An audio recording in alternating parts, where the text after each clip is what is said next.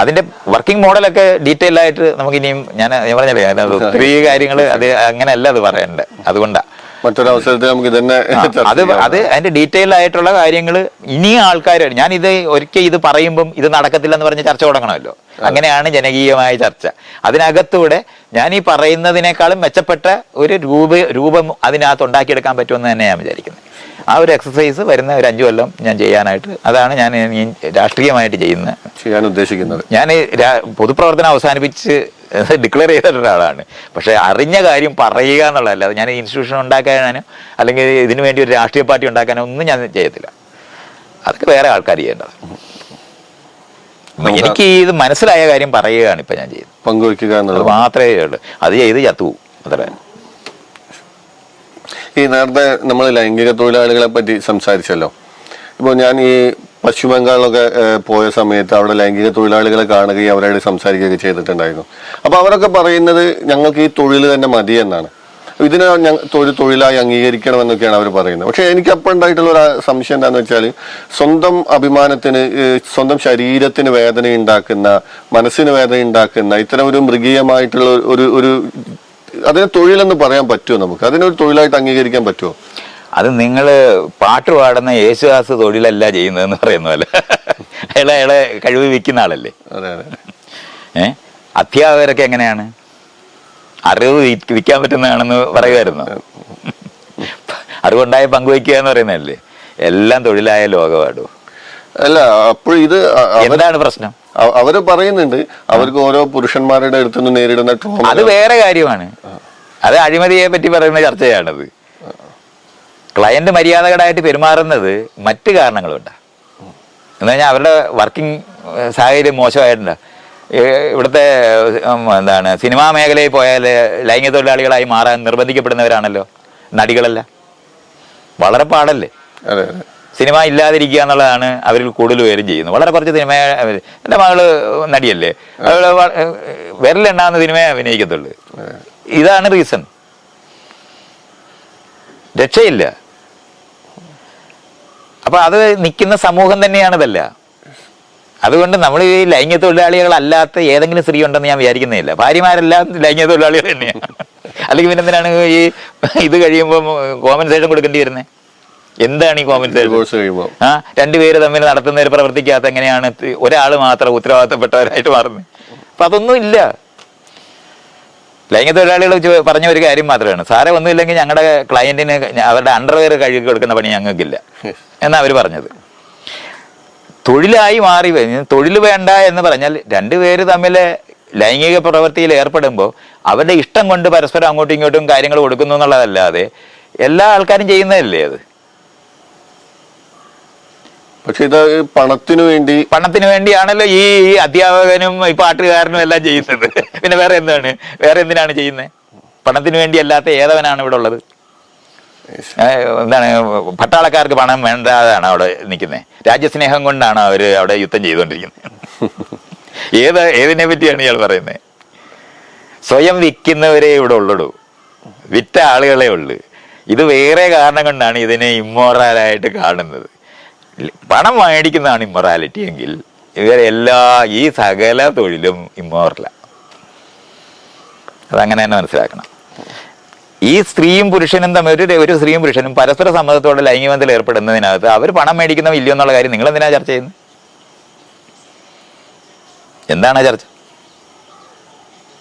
Violence ആണ് പ്രശ്നം എന്നുണ്ടെങ്കിൽ നമ്മൾ വീടിനകത്ത് ഹറാസ്മെന്റിന് നമ്മൾ നിയമം ഉണ്ടാക്കിയില്ലേ? തൊഴിലിടങ്ങളിൽ ഹറാസ്മെന്റിന് നമ്മൾ നിയമം ഉണ്ടാക്കിയില്ലേ? അതുപോലെ ഉണ്ടാക്കിയാൽ പോരെ.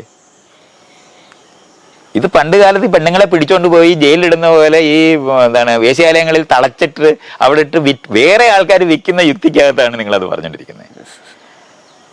അല്ലെങ്കിൽ അതിനകത്ത് എന്താണ് നമുക്ക് പറയാനൊക്കുന്നത്? ഇപ്പൊ ഒരാള് ഒരു സ്ത്രീയോ പുരുഷനോ, പുരുഷന്മാർക്ക് എന്താ വിൽക്കാൻ പറ്റത്തില്ലേ? ലോകത്ത് ധനമുള്ള നാടുകളിലെല്ലാം ആണും പെണ്ണും വിൽക്കും. ഒരു മോഡൽ ചെയ്യുന്നവർ പിന്നെന്തോ ചെയ്യുന്നേ? അവരെന്തോ ചെയ്യുന്നേ? മോഡലിംഗ് എന്ന് പറഞ്ഞാൽ എന്താണ്? എന്തുവാണ് ഇയാൾക്ക് കൊടുക്കുന്നത്? എന്ത് സർവീസാ കൊടുക്കുന്നേ? അതിനകത്ത് വയലൻസ് ആണ് നമ്മൾ നിഷേധിക്കുന്നത്.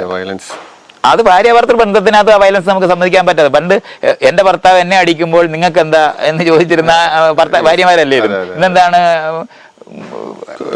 ഹരാസ്മെന്റ് ആയിട്ട് അതിനെ കാണുന്നത്? ബലാത്സംഗം എന്താണ് പറ്റത്തില്ല എന്ന് പറയുന്നത്? ഇതെല്ലാം മാറിയിട്ടില്ലേ? തൊഴിലായിട്ട് കാണുന്നതുകൊണ്ട് തന്നെയാണ് അവിടുത്തെ ഹരാസ്മെന്റ് ആണ് നമ്മൾ കുറയ്ക്കുന്നത്. നമ്മൾ ഇതുവരെ ഇല്ലാത്ത മാരിറ്റൽ റേപ്പ് എന്ന് പറയുന്ന ഒരു മാരിറ്റൽ റേപ്പ് എന്നുള്ള വാക്ക് വരുമ്പോ തന്നെ കഴിഞ്ഞില്ലേ? ബലാത്സംഗം പരസ്പരം പരിചയമില്ലാത്തവർ തമ്മിൽ എങ്ങനെയാണ് റേപ്പ് അല്ലാതെ എങ്ങനെ നടത്തും?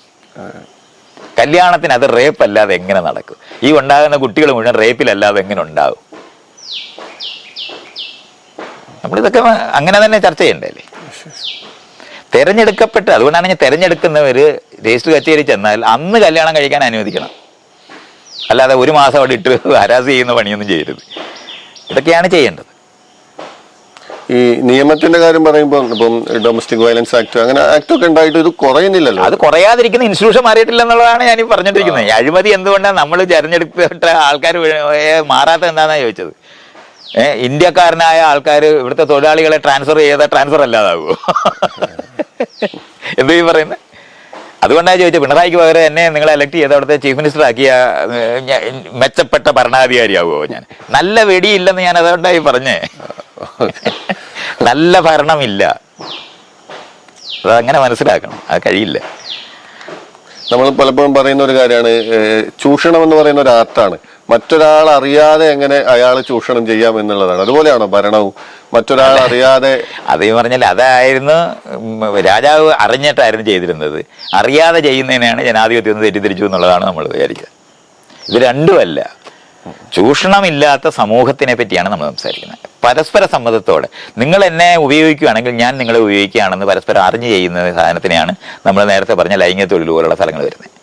ഇപ്പോൾ എനിക്കിഷ്ടമുള്ള പെൺകുട്ടിക്ക് ഞാനൊരു ഗിഫ്റ്റ് മേടിച്ച് കൊടുക്കുന്നതിനപ്പുറത്ത് അത് എത്തത്തില്ല. അവർ തമ്മിലുള്ള കാര്യമാണ്.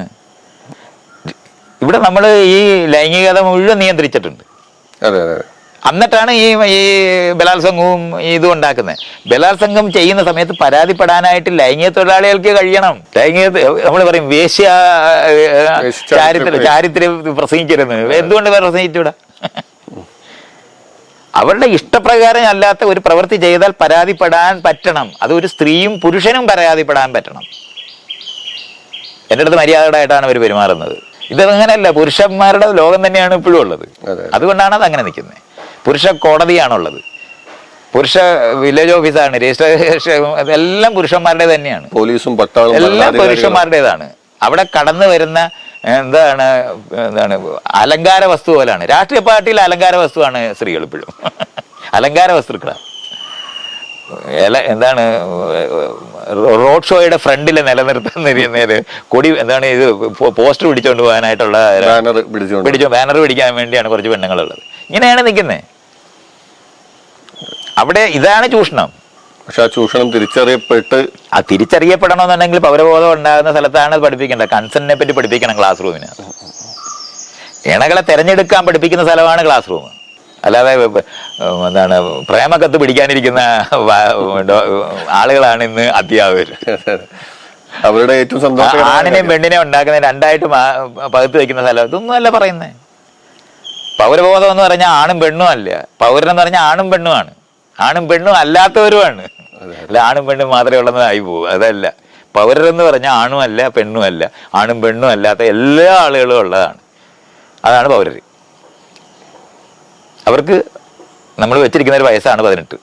അത് 18 എന്നുള്ള 20, 25 ആയാലും വ്യത്യാസമൊന്നുമില്ല. എന്ന് പറഞ്ഞാൽ സ്വന്തമായി തീരുമാനിക്കാൻ കഴിവുണ്ടായി എന്ന് പറഞ്ഞാൽ അന്ന് തൊട്ട് എല്ലാ അവകാശമുള്ള മനുഷ്യരായി കഴിഞ്ഞു. പിന്നെ അവരുടെ മേളിലെ ചർച്ച വേണ്ട. അവരുടെ തെരഞ്ഞെടുപ്പിനെ പറ്റി ചർച്ചയില്ല. ഞങ്ങളുടെ വിവാഹമായി നിങ്ങൾക്ക് വരാം എന്ന് പറയുന്ന ഒരു കല്യാണക്കുറി കാണുക എന്ന് പറയുന്നത് 1000-1 പോലും ഇല്ല. പിന്നെ എങ്ങനെയാണ് നമ്മൾ ഈ ജനാധിപത്യത്തിന് വേണ്ടി സംസാരിക്കുന്നത്? ലൈംഗിക പ്രവൃത്തിയിൽ കുട്ടികൾ ഏർപ്പെട്ടാൽ കുട്ടികളെ എപ്പോഴും പ്രായമായ ഒരു ചൂഷണം ചെയ്യുന്നതിനെ പറ്റി ചർച്ചയുള്ളൂ. അല്ലാതെ ഈ കുട്ടികൾ തമ്മിൽ ലൈംഗിക ബന്ധത്തിൽ ഏർപ്പെടാന്ന് പറയത്തില്ല. അത് അനുവദിക്കേണ്ടതല്ലേ? ഗർഭമാണ് പ്രശ്നം നമ്മുടേത്. കാരണം കുട്ടികളെ ഉണ്ടാക്കിയാൽ അവരെ വളർത്താൻ അവർക്ക് കഴിയില്ല. ഇതാണ് ആകെ അവരോട് പറയേണ്ടത്. നിങ്ങൾ ഇപ്പോൾ കുഞ്ഞിനെ ഉണ്ടാക്കാനുള്ള കഴിവുള്ളവരായി മാറി. ഇപ്പം നിങ്ങൾ ലൈംഗിക ബന്ധത്തിൽ ഏർപ്പെട്ട് കുട്ടിയെ ഉണ്ടാക്കിയ കോണ്ടം ഉപയോഗിക്കാൻ പഠിപ്പിക്കുക എന്നുള്ളത് മാത്രമാണ് അതിനകത്തുള്ളൂ. വേറെ ഒന്നുമില്ല. ലൈംഗിക വിദ്യാഭ്യാസത്തിനകത്ത് കുട്ടികൾ തമ്മിൽ ബന്ധം ഉണ്ടാക്കിയാൽ കുട്ടി ഉണ്ടാകാതെ നോക്കണം എന്ന് പറയുന്ന സാധനം മാത്രം പഠിപ്പിച്ചാൽ പോരെ, അല്ല വേറെ എന്ത് പഠിപ്പിക്കുന്നത്? അല്ല അവർ ഉമ്മ വയ്ക്കണ്ടെന്നോ അവർ കെട്ടിപ്പിടിച്ചിരിക്കുന്നത് എല്ലാം നിഷേധിച്ചിട്ട് എന്തെടുക്കുക ഇത്? ജീവന്റെ തുടർച്ചയല്ലേ അത്? അല്ലെ ലൈംഗിക പ്രവൃത്തി എന്ന് പറഞ്ഞാൽ വേറെ വല്ലതുമാണ്. ഇതെന്താ ചെയ്യാതെ ഇരിക്കേണ്ട സാധനമാണ്. ഇത് ആളുകളെ നിയന്ത്രിക്കാൻ വേണ്ടി ഉണ്ടാക്കിയതാണോ? അതല്ല. പക്ഷെ അവിടെ ഈ കുട്ടികൾക്കിടയിലാകുമ്പോഴും കൺസെന്റിന്റെ ഒരു പ്രശ്നം വരും. കൺസെന്റ് പഠിപ്പിക്കേണ്ടതാണ് ക്ലാസ് റൂമില്, അതിനാണ് സ്കൂള്. ഇതൊന്നും ചെയ്യുന്നില്ല. വല്ലവർക്കും വേണ്ടി ജോലിക്കാരെ ഉണ്ടാക്കാൻ വേണ്ടി മാത്രമാണ് അവിടെ അവരിയ്ക്കുന്നത്. പരീക്ഷയ്ക്കാണ് പരീക്ഷ പഠിക്കുന്നിടത്ത് ഇതൊന്നും ചെയ്യാൻ പറ്റത്തില്ലെന്നാണ് പറയുന്നത്. പരീക്ഷയാണ് പ്രധാനമെന്നാണ് പറയുന്നത്. പിന്നെന്തോ ചെയ്യും? വല്ലവർക്കും ഉപയോഗിക്കാനാക്കുന്ന സാധനം വല്ലവരുടെയും ഭാര്യമാരാകുന്നതിന് വേണ്ടി ഉണ്ടാക്കുന്ന ആൾക്കാർ ഇത് മാത്രമല്ലേ ഉണ്ടായിക്കൊണ്ടിരിക്കുന്നത്. അതുകൊണ്ടാണ് ആ പ്രശ്നം ഉണ്ടാകുന്നത്. അല്ലാതെ ലൈംഗിക തൊഴിൽ അപമാനകരമായ കാര്യമൊന്നുമില്ല. ലോകത്ത് തൊഴിൽ അപമാനകരമാണ്, അതെനിക്ക് സംശയമൊന്നുമില്ല. മനുഷ്യന്റെ അതിജീവനത്തിന് തൊഴിലല്ല, അധ്വാനമാണ് ഉണ്ടാകേണ്ടത്. തൊഴിലെന്ന് പറഞ്ഞാൽ നമ്മുടെ അധ്വാനം വിൽക്കുന്നതിനെയാണ് തൊഴിലെന്ന് പറയുന്നത്. സമയം തിരിച്ചറിയേണ്ടതുണ്ട്. തൊഴിലാളികളായ എന്നാൽ അടിമകളായിരുന്നവർക്ക് കൂലി കൊടുക്കുമ്പോഴാണ് തൊഴിലായത്. അവർ ജീവിച്ചിരിക്കുന്ന നാളെയും ജീവിച്ചിരിക്കുന്നതിന് വേണം എന്ന് പറയുന്നിടം വരെ നമ്മൾ എത്തിയിട്ടുള്ളൂ. അല്ലാതെ നമ്മൾ ജീവിക്കാൻ അതുകൊണ്ട് കുരങ്ങ് മരത്തെ കയറാൻ പഠിക്കുന്ന കുഞ്ഞിന് സർട്ടിഫിക്കറ്റും വേണ്ട, അതിന് ഇതും കൊടുക്കണ്ട, കൂലിയും കൊടുക്കണ്ട. ജീവിക്കാനുള്ള കഴിവാണ് ഉണ്ടാകുന്നത്. ഞാൻ ഈ പണി ചെയ്യാൻ എനിക്കറിയാം, ഞാൻ ചെയ്ത നിങ്ങൾക്ക് ഇത്രയും വരുമാനം എനിക്ക് തരണം എന്ന് പറയുന്നത് അവർ നടത്തുന്ന ബാർഗെയിനിങ് ആണ്. അത്രമാത്രമേ ഉള്ളൂ ലൈംഗിക തൊഴിൽ. തൊഴിൽ മോശമാണെന്നറിയണം. മറ്റേത് ഇഷ്ടം കൊണ്ട് ആളുകൾ കൊടുക്കും. അതിനകത്ത് അവർ തമ്മിൽ സമ്മതം ഉണ്ടോ എന്ന് മാത്രമാണ് ചോദിക്കേണ്ടത്. നിങ്ങൾക്ക് പ്രായപൂർത്തിയായോ എന്ന് ചോദിക്കേണ്ടത്. പ്രായപൂർത്തിയായോ എന്ന് ചോദിക്കുന്നത് എന്തുകൊണ്ടാണ്? കൺസെന്റ് കൊടുക്കാനുള്ള അവകാശം ഉണ്ടാകാനുള്ള അറിവുണ്ടോ എന്ന് അറിയാനാ. പക്ഷെ ക്ലാസ് റൂമിൽ പഠിക്കുകയാണെന്നുണ്ടെങ്കിൽ കൺസെന്റ് കൊടുക്കാനുള്ള അറിവ് സ്വാഭാവികമായിട്ടുണ്ടാവും. ലൈംഗികമായ ബന്ധങ്ങളിനകത്തൂടെ രോഗം പകരുവോ എന്ന് പഠിപ്പിക്കേണ്ടതുണ്ട്, ഗർഭം ഉണ്ടാകുമോ എന്ന് പഠിപ്പിക്കേണ്ടത്. രണ്ട് സാധനമേ ഉള്ളൂ. അതിനെടുക്കേണ്ട മെഷേഴ്സ് എടുക്കേണ്ടതുണ്ട്. അത് റോഡിലിറങ്ങി വണ്ടി ഓടിക്കുമ്പോൾ പഠിപ്പിക്കുന്ന പോലെ പഠിപ്പിക്കേണ്ട കാര്യമാണ്. ഹെൽമെറ്റ് ധരിക്കണമെന്ന്, സീറ്റ് ബെൽറ്റ് ഇടണമെന്ന് പഠിപ്പിക്കുന്ന പോലെ പഠിപ്പിക്കേണ്ട സ്ഥലം മാത്രം അത്.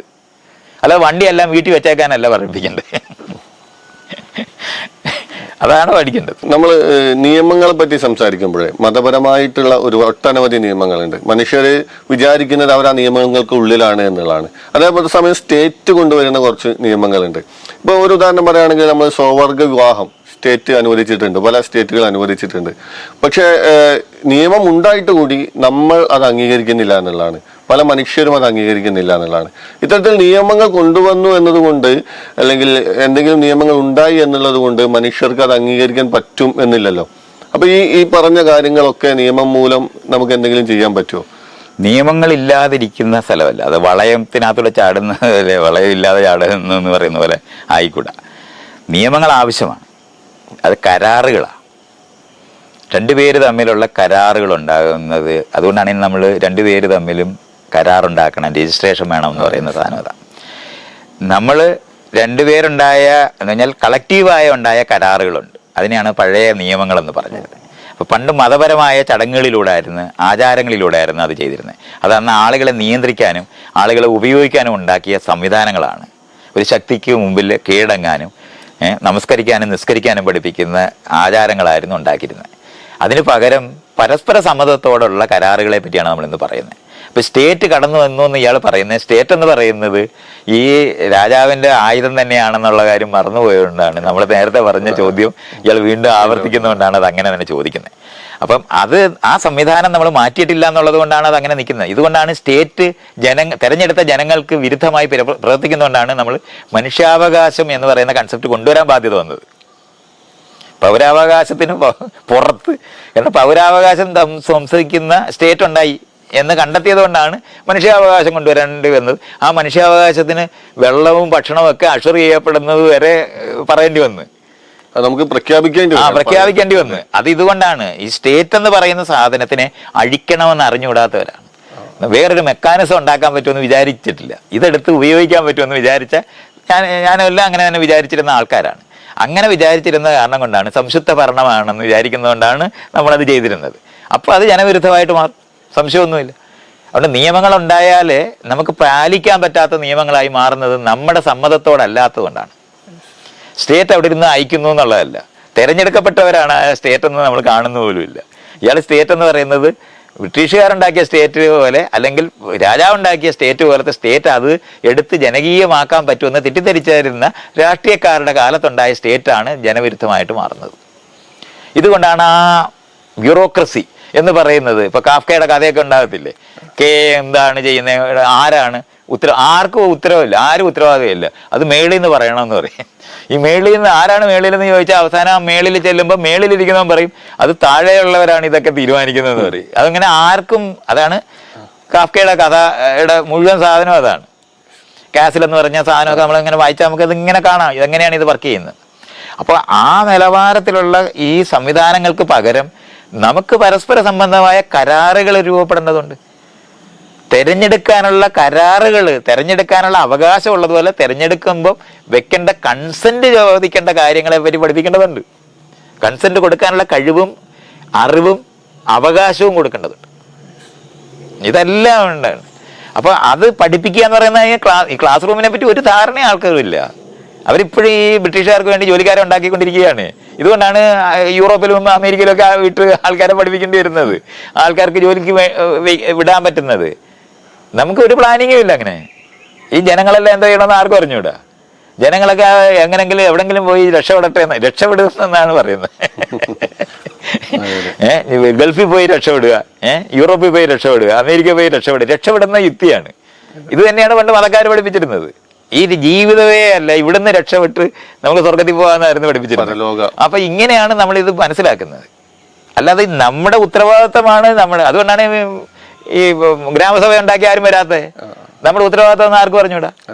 നമ്മൾ പ്ലാൻ ചെയ്യേണ്ടതുണ്ട്. ഈ പ്ലാനിനകത്ത് നമ്മൾ ഇടപെടേണ്ടതുണ്ട്. എന്റെ കാര്യങ്ങൾ നടത്താനായിട്ട് ഈ ഗ്രാമസഭ ഉപയോഗിക്കണമെന്ന് അറിഞ്ഞുകൂടാത്തവരാണ് നമ്മളെല്ലാം. അതാണ് പ്രശ്നം. ആ ഏരിയക്കകത്ത് അത് ജനകീയമാക്കി മാറ്റുന്ന സ്ഥാപനങ്ങൾ ഉണ്ടാക്കണം എന്നുള്ളതാണ് ഞാൻ ഇപ്പോൾ ഇതായിട്ട് പറയുന്നത്. ഞാൻ വിചാരിച്ചിരുന്നത് ഈ നെക്കുന്ന സ്ഥാപനം കൊണ്ട് നമുക്കിത് ചെയ്യാൻ പറ്റുമെന്ന് വിചാരിച്ചു. നടക്കത്തില്ല. അതുകൊണ്ടാണ് നമ്മൾ പരാജയപ്പെട്ടു പോകുന്നത്.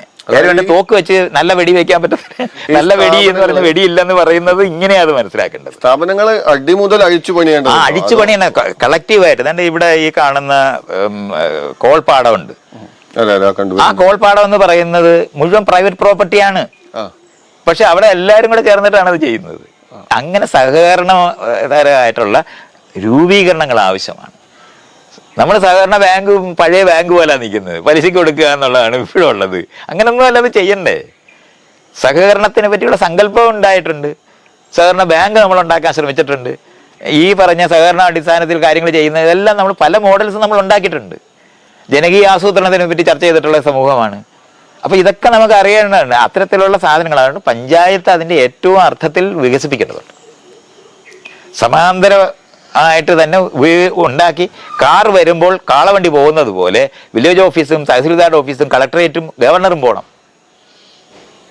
എന്നിട്ട് ഇവിടുത്തെ കാര്യങ്ങൾ. അതുകൊണ്ടാണ് നമ്മുടെ പഞ്ചായത്തിൽ തീരുമാനിക്കപ്പെടണം നമ്മുടെ തർക്കങ്ങൾ, അതിർത്തി തർക്കങ്ങൾ, അങ്ങോട്ടും ഇങ്ങോട്ടുള്ള വഴക്കുകൾ. പൗരസഹായിയായിരിക്കുന്ന കേന്ദ്രത്തിൽ പോയിട്ട് വേണം നമ്മൾ സഹായം അഭ്യർത്ഥിക്കാൻ പറ്റും. ഞാനും താനും തമ്മിൽ വഴക്കുണ്ട്, ഞങ്ങൾ ഇരിപ്പിടത്തിന് വേണ്ടി വഴക്കിടുന്നുണ്ട്, അതിന് തർക്കം അത് പരിഹരിക്കേണ്ടതുണ്ട്. ഞാൻ ഉപദ്രവിച്ചു എങ്കിൽ അതിൻ്റെ മേളിൽ നടപടി എടുക്കേണ്ടതുണ്ട്, അത് മുഴുവൻ കേൾക്കേണ്ടതുണ്ട്. ഇതിനുള്ള സിസ്റ്റം ഉണ്ടാക്കണം. സിസ്റ്റം എന്ന് പറഞ്ഞാൽ ഈ ആളുകൾ പൗരസഹായിയായിട്ട് ഇരിക്കേണ്ടതുണ്ട്. നമുക്ക് അങ്ങോട്ട് പോകാൻ തോന്നണം. ഇപ്പൊ നമ്മൾ പോലീസ് സ്റ്റേഷനിൽ പോകണമെന്നുണ്ടെങ്കിൽ വക്കീലിനെ വിളിച്ചുകൊണ്ട് വേണം പോകാൻ. പേടിച്ചിട്ടാ പോകുന്നേ. മൈത്രേയന്റെ വിശേഷങ്ങൾ ഇവിടെ അവസാനിക്കുന്നില്ല. ഇനിയും നമുക്ക് ഒട്ടനവധി വിശേഷങ്ങൾ മൈത്രേയനിലൂടെ അറിയാനും കേൾക്കാനുമുണ്ട്. വീണ്ടും ഒരു എപ്പിസോഡിൽ മൈത്രേയന്റെ വിശേഷങ്ങൾ നമുക്ക് കേൾക്കാം. Thank you.